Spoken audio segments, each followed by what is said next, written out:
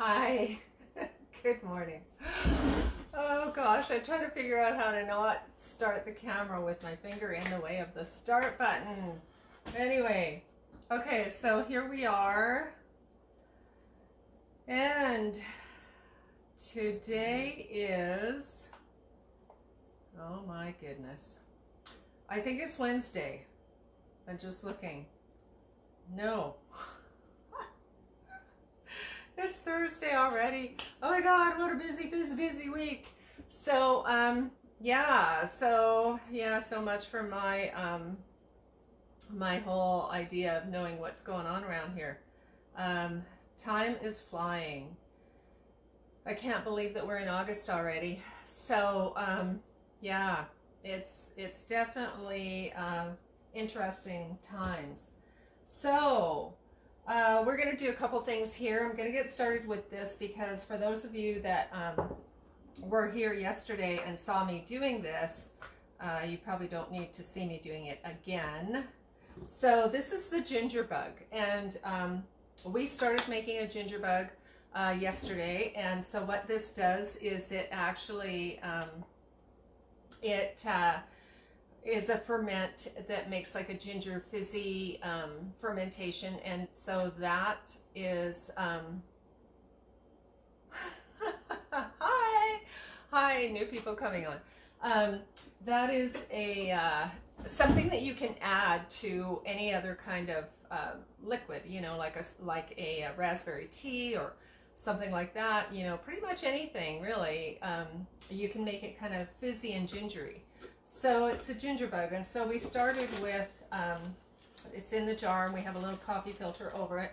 And what we did was we put 2 tablespoons, heaping tablespoons of grated ginger. And so I'm going to start, I have a little bit of my grated ginger from yesterday. I wonder if I should just start with, maybe I'll start with that so that I don't peel too much.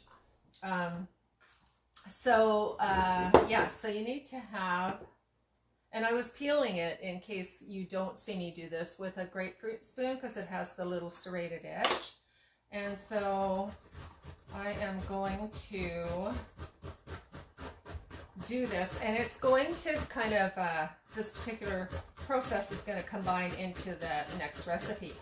But anyway, so for your ginger bug, what you're going to do is you're going to grate the ginger every day. You add 2 tablespoons of grated ginger, and then we do use 1 tablespoon of sugar, and so I'm using an organic cane sugar. And so this is like a kombucha sort of kind of ferment thing, in that you do need to have a white sugar. Like I've tried to use do kombucha with coconut sugar and other sugars, and it's kind of hit and miss. I definitely think it can be done, but the kombucha SCOBY and the tea and everything, the yeast eats the sugar, so it transforms it. So there's no sugar left by the time you would be ingesting it. It would be all transformed into something else, and I really need to look up the word for whatever that means. I mean, whatever that is for the transformation.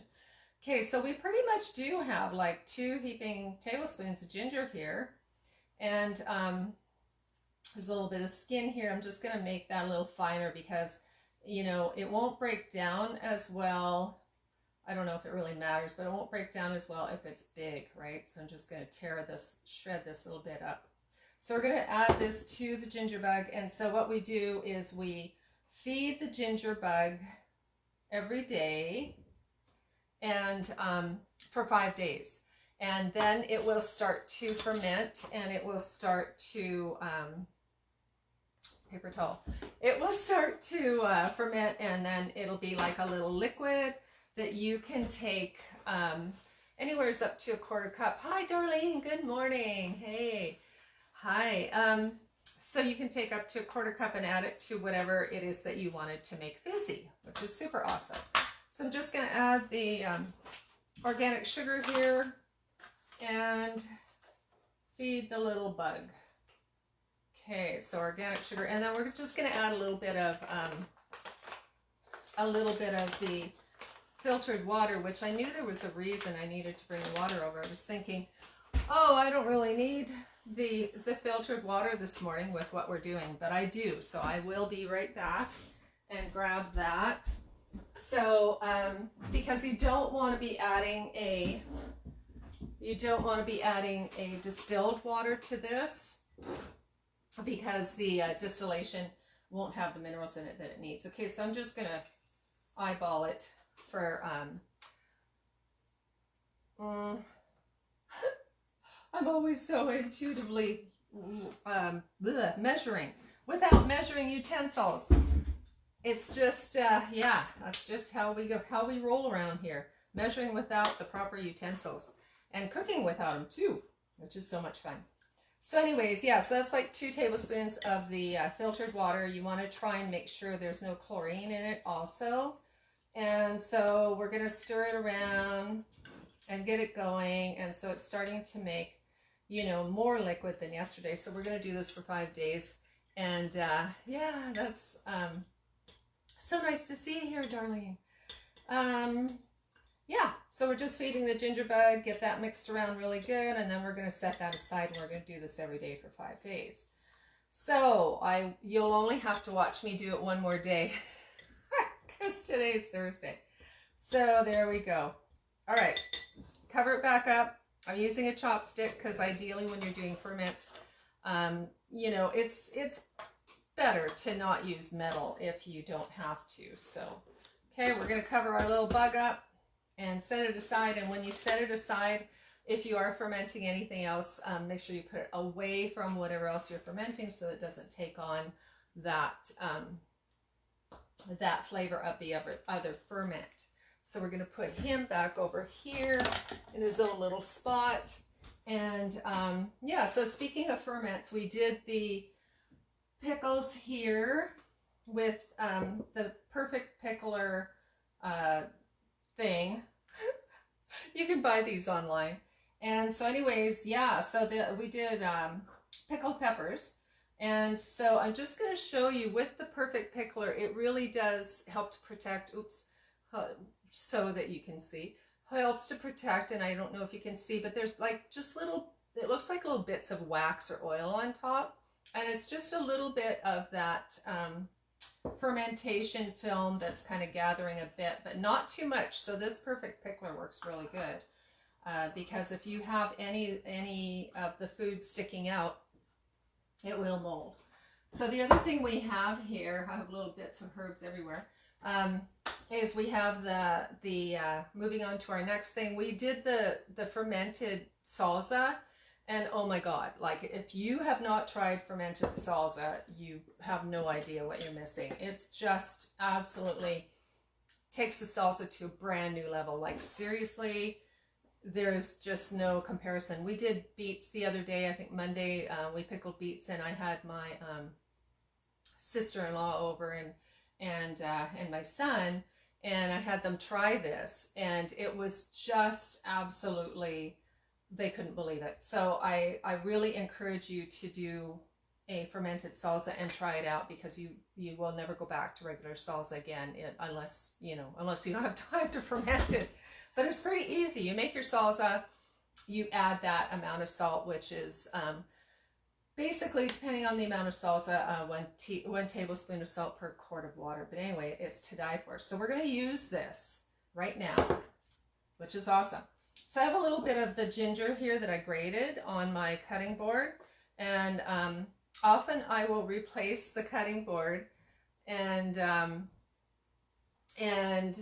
you know, to not mix flavors. But in this particular case, we really do want to mix the flavors. And so, good. I can never really tell exactly how well people can see. I think you can see about up to here. Anyways, okay. I forgot something else. I totally did. I forgot my peeler. Oh my God. Okay, so we're going to grab the little peeler real quick here, because what we're going to do, I don't often, like I try not to peel things, especially if they're organic and especially from the garden. And but in this case, I kind of want it really to meld together.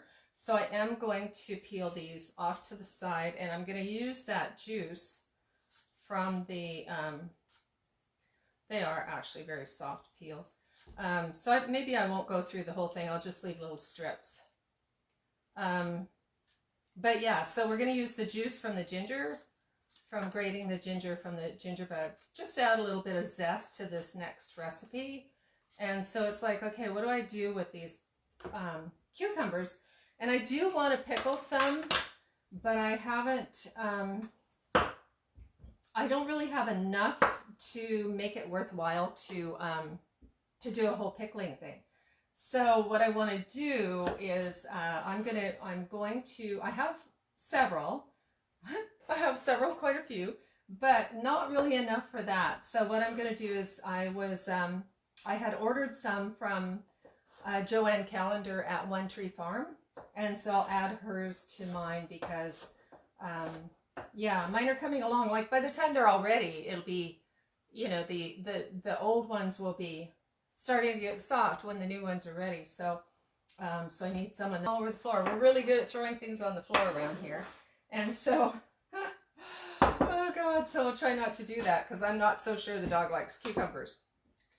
Okay, so we're going to do that, and you can do a couple different things. So a couple thoughts I had on this were to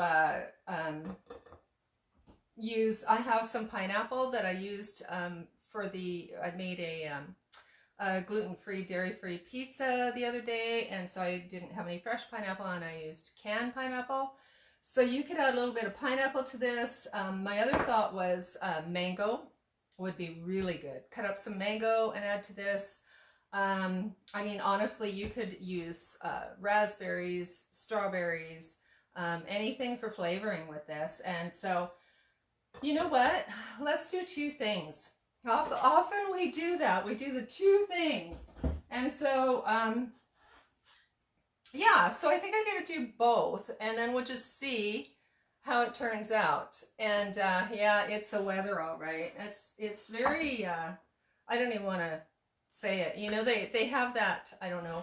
I have a lot of people not from Canada who watch this, but for the people in Canada that watch this, if you know what Tim Hortons is, Tim Hortons used to have a commercial, and it was like I don't even want to say it, the first leaf fell from the trees in the autumn, and the lady went screaming, running down the street. Well, that's what that's what I feel like when the first leaf falls. Oh God, here it comes.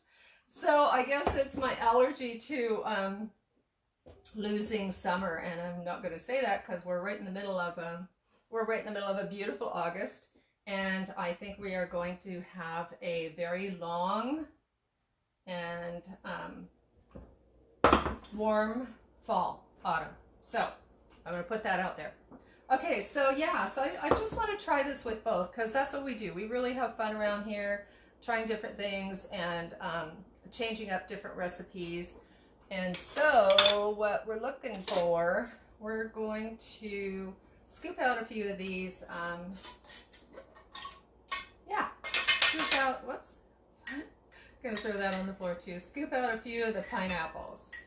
And, you know, I'm always loving combining the different flavors. And so when I use pineapple, I'm thinking sweet and sour, right? So the pineapples kind of have that sweet and sour flavor.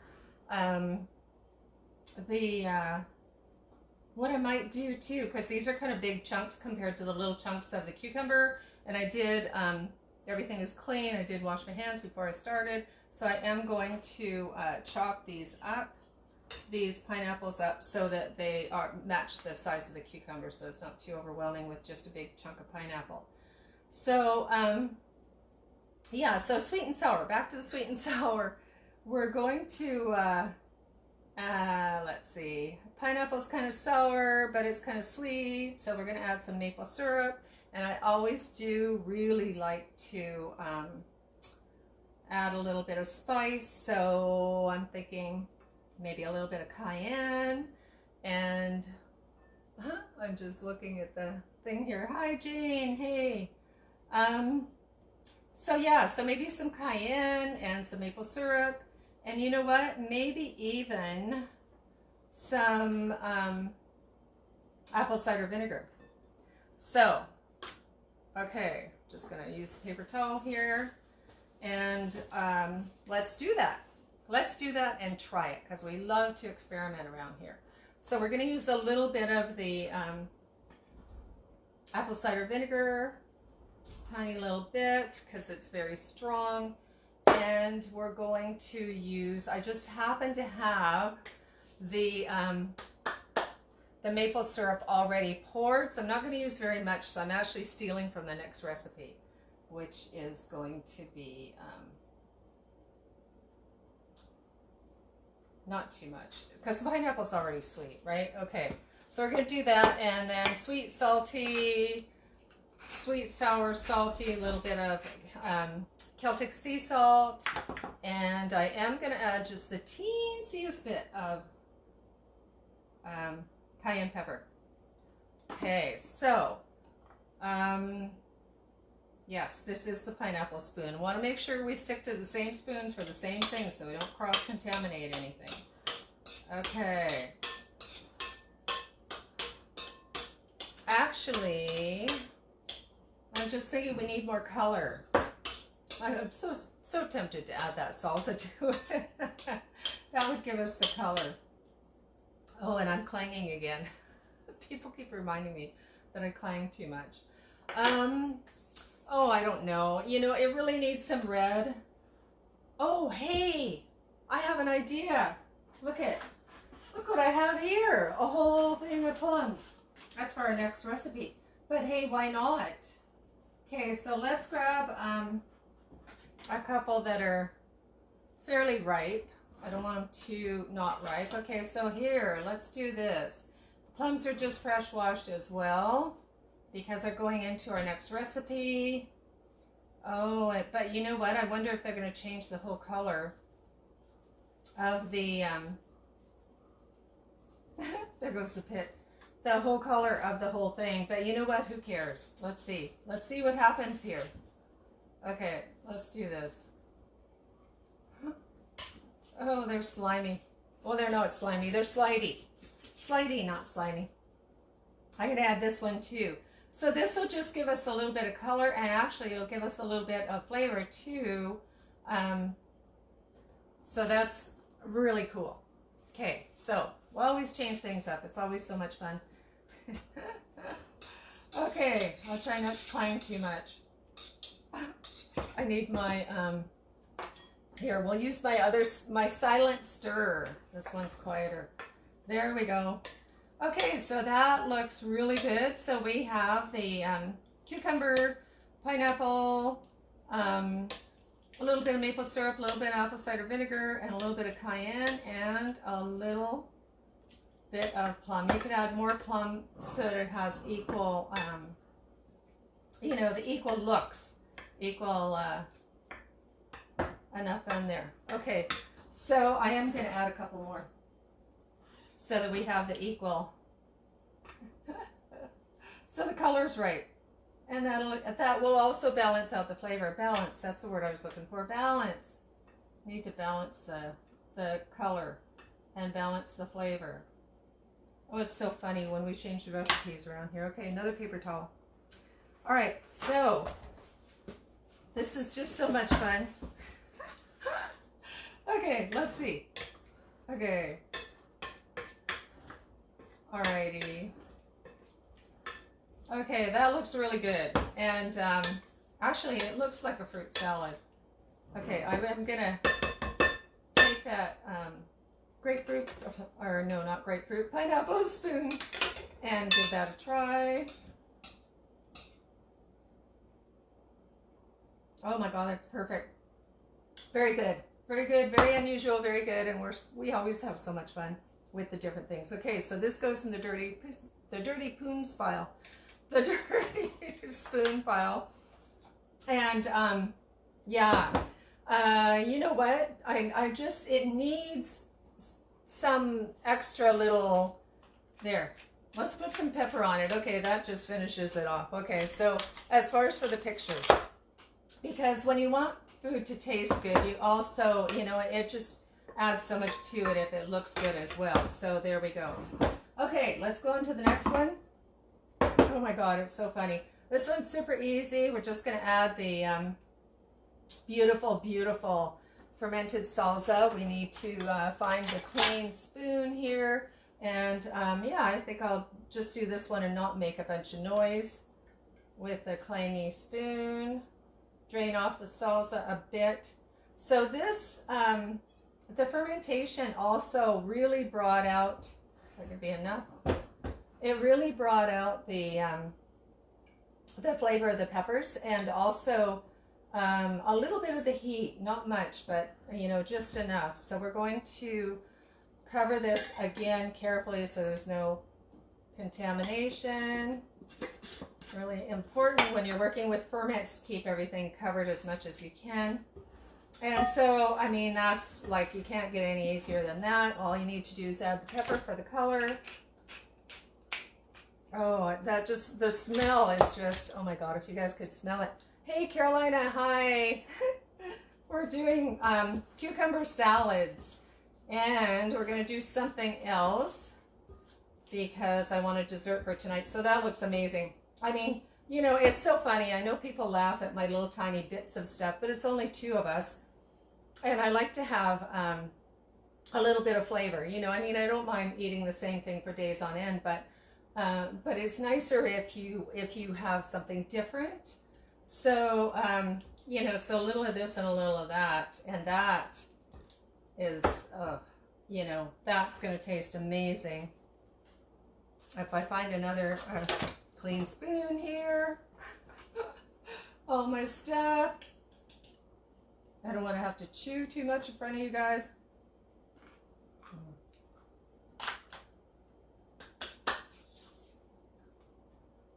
You know, that would be good canned. You don't really want to cook it into pickles, but oh my God, well, I guess you could. You could make almost like a relish with the fermented salsa and the raw cucumbers. The only problem is once you cook it, then you get rid of the benefits of the fermented, right? Of the ferment and the probiotics. But there must be a way of just jarring this up and keeping it, because it is just absolutely fabulous. Okay, I'll think about that. I'll think about that, and I will let you guys know what I come up with. And I should have really had a prettier little dish to put this in, but anyways, there's where we are. You guys can kind of see it there. Okay, so we're on to the next thing. Where's my little to put the dirty dishes? Okay, so we're going to do the next thing. And I am going to just rinse my hands off, wash my hands to make sure everything's clean and not going on to a different dish. Not that it's going to hurt anything, because this is going to be baked and cooked. So, but anyway, okay, so what we're going to do here is we're going to make an upside down plum cake, which you guys know that that I'm not much of a baker. I'm not a very good baker. I'm good at this kind of thing. I'm good at fast, healthy, 15-minute meals that are, you know, mostly vegetables and really healthy stuff. Baking is not my thing, but I do like the occasional fun thing. And what else am I going to do with all these plums? So, okay, so we're going to start with this. We're going to start with, bring the plums up here. I don't know if you guys can see that. Knocking all my things over. No knocking over. We're good at knocking things over around here, that's for sure. Okay, so so we're going to take our dish, which I did put coconut oil in it already to oil it. Maybe I'll show you this way first. And what we're going to do is a little bit of the coconut sugar on the bottom, and you could use, you know, typically when you do a upside down thing, which apparently so I've heard. I am so not an expert at this, but what I've heard is that you would typically use a brown sugar for this. And so for this one, I'm using a coconut sugar. So the coconut sugar has a lower glycemic index, and so it's less sugary. Less sugary for people that have sugar sensitivities, like if you're diabetic or whatever. So we're just gonna get cut some of these plums up. Just get the clean utensils, since I'm doing so many different recipes at once. And we're just gonna put these plums on here. And you know what? These are they're very they're the small ones, right? So this is not going to look like your normal, whoops, squirting everywhere. This is not going to look, and that's a good reason for covering things up, right? It's because the plums are squirting around. So this won't look like your normal upside down cake and with the pretty sliced plums, because obviously these plums are not wanting to cooperate. And I can see that I need a more serrated knife. So I put that in the dirty knife pile, and I have another one here. Okay, so we're gonna just kind of fiddle with these plums, because they just don't want to. Yeah, they're like those little Italian ones, and the Italian plums are quite different than other plums. They they don't cooperate nearly as well as the other plums, and I don't know what nationality the other plums are, but anyways, these guys are just, you know, they're very ripe, and it's going to taste really good, even though they are not cooperating to look pretty at all. So anyways, oh my gosh, my glasses are falling off. Okay, so I have to say, so the plums are really healthy and good for you. They've got calcium, magnesium, and oh my god, too funny. Anyway, I distract myself. Okay, calcium, magnesium, and folates and fiber, really good for fiber, right? So everybody knows that plums really help with your intestinal system, right? If you dry plums, and I'm going to do that, I'm going to dehydrate a bunch of these too. Then they're good for constipation. So they really assist in keeping things healthy and moving, which is so super, super important. You know, really, your digestion has everything to do with everything. And, you know, your digestion through your stomach, and then your absorption, 80% of your absorption of your vitamins and minerals, but a lot of vitamins and amino acids and all that stuff are 80% is through the small intestine. And so the small intestine is full of lots of finger-like villi through the whole intestine, and they're like little, almost like little hairs or little sea anemone things, and they wave around. Ideally, they wave around. Most of us, our little villi are all clogged up with gluten for most of us. But anyway, they're supposed to wave around and grab a hold of all the vitamins, minerals, and everything that you've eaten from the food, right? If you've eaten nutritious food, then it'll grab all the vitamins, minerals from it. If you've eaten cakes, here we are making a cake, cakes, pasta, pastries, gluten, you know, anything like that, then it does clog up the little villi, which is why you need lots of vegetables and lots of fiber to keep those villi healthy and well, firm, kind of firm, and able to absorb the vitamins and the minerals. So yeah, so the plums are really good for doing that and helping with that, and it's so super important to help your digestion. So 80% of your absorption is from the small intestine, and then the large intestine really it really pulls in a lot of the minerals, right? So it's you know, I mean, everything is super important, but it's super important too. Okay, so I'm kind of, I don't know if you guys can see, I'm kind of, oh, maybe a couple more, kind of just filling up and covering the bottom of this. And like I said, These little Italian plums are they're just doing their own thing. They are really juicy. These are probably not at all the right ones to be doing this, but that's what I tend to do is, you know, just make up my own recipe of what I have and what I think might work or might not. And nobody cares. Nobody around here cares. I'm so lucky. We are very easygoing with not expecting perfection in a meal. Anyway, I'm patting that down to try and make it look nice with my beautiful paper towels here. Okay, so you can see the nice little plums on the bottom, and now we're going to add our stuff. So, okay, so we are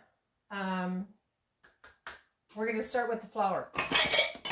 Okay, and I did pre-measure some of this just to save you guys time, yeah, so that you don't watch me measuring. This is the Bob's Red Mill gluten-free flour. Okay, so that we aren't clogging up our intestine with the cake. We're using gluten-free flour. We are going to, we're going to add also, I'm actually going to look at the recipe here because I'm not much of a baker. 2 teaspoons baking powder. Okay, so we're going to do that. 2 teaspoons. Okay, this is kind of a big teaspoon, so I don't know. But I like baking powder. I think it's, I think it helps me out a lot when I'm trying to bake. And I'm not too sure really because I know nothing really about baking. But I think that the baking powder fluffs things up, and I think the baking soda brings things down. I could be wrong on that. And you guys would just laugh your guts out that I don't even know that. But that's okay. I'm honest. Okay, oh, wait a minute. I better look. 1 teaspoon of baking soda. Okay, and the other thing, very important, you guys, make sure that you're buying aluminum-free baking powder and baking soda. Super important because a lot of the baking powder and baking sodas at the store have aluminum added, and we do not need aluminum. I'm just going to cover that up just in case something like that happens. We don't need aluminum in our diets. It's you know, it's pretty well known. It's been linked to Alzheimer's and other things, right? We just don't need aluminum in our diets. Okay, so the other thing I'm going to add is a little bit of, which isn't in the recipe. I always change recipes up because, you know, I think, oh, how do you do that? And I think, I don't want to do that. That's not what I want to do. Okay, so it calls for all kinds of different things. But what I'm going to add is just a little bit of ginger. And I don't know, I don't really want it too gingery, so I'm going to say like ½ teaspoon. And then, you know, most recipes want just a little hint of salt. So this is the Celtic sea salt. The other thing I'm going to add here, I'm just looking and skipping through all the things that I don't want to add. I won't tell you all the things that are in here that that they suggest, but I'm not going to add that. Okay, so I'm going to add my other wet ingredients. Just go on to that. So this is the maple syrup, and so it's ½ cup, which seems like a lot, but I think it's because the plums are very sour. So I'm just going to go with that. You guys can just watch me do this. And this is almond milk, so I've got 3/4, or no, 3/4, 2/3. 2/3. No, it's 3/4. I can't see. And these are beautiful little measuring cups, but it's clear writing on there. So whatever's in there is what we're gonna hope that works. Okay, so nearly every recipe has vanilla when you're baking, and so we're gonna add like, I don't know, that much vanilla, and we're gonna make vanilla very soon. Make our own vanilla, so save a lot of money. Okay, so I'm pretty sure that is the thing. And I'm going to use this particular spatula because it's quite strong. And it's stronger than those red ones, the little Betty Crocker ones. I think this is an old Tupperware spatula. And I really like it. It's super, I've had it for years and years. It's super tough and strong. Yeah, Tupperware has made some really good stuff over the years. And so I don't know if I'm missing anyone's comments. I haven't seen the little comment thing move. So if you are, just do it again. If you have questions while we're doing this, do it again. Say it again, play it again, so that I don't miss anything. Okay, so see, I love how that baking powder just puffs things up. It's so awesome how that works. I am going to add the tiniest bit of apple cider vinegar, just because that's going to smooth things out a little tiny bit. Okay, so it kind of sort of in my lack of knowledge, it kind of sort of gets things fermenting like a sourdough-ish. You know, you're making it a little bit sour. So okay, so we're gonna pour this over. Does that look like I have everything, you guys? I think so. Okay, let's do this. So I'll let you know how it turns out. And I have just a little pan here because I wanted it higher than lower. You know, usually you're working with like an 8x10 or whatever. And this one's a little skinnier. I think this is like 6x8. But I wanted it thicker. So we'll see if this works. Try and get all that in there. And often, I'm just going to say, you know, I didn't do it in this recipe. But I'm just going to say, if you needed an egg and you don't want to use eggs, and I don't usually use eggs, you can use 1 tablespoon of chia seeds to like a shot glass or an ounce of water, and that will be your egg replacement. It's super easy to do that, and that's a great egg replacement. In this particular case, we're not using eggs in this recipe, so we don't need to do that. But it just crossed my mind, so I thought you guys might want to know how to do an easy, super easy egg replacement. And it works really good. Like, I've done it lots and lots in other recipes. Okay, so there we are. So for anybody who's joined recently, I don't know, I don't seem to be able to see my comments. And what we're going to do... You know, if I thought I could slice these plums to look like in perfect little rounds, I would do that on top. I'm going to give it a try. Just to see if I pick the firm ones and I'm really careful, maybe just on the edges. Okay, let's try this. I'm going to have to go from corner to corner, I think, because I don't know.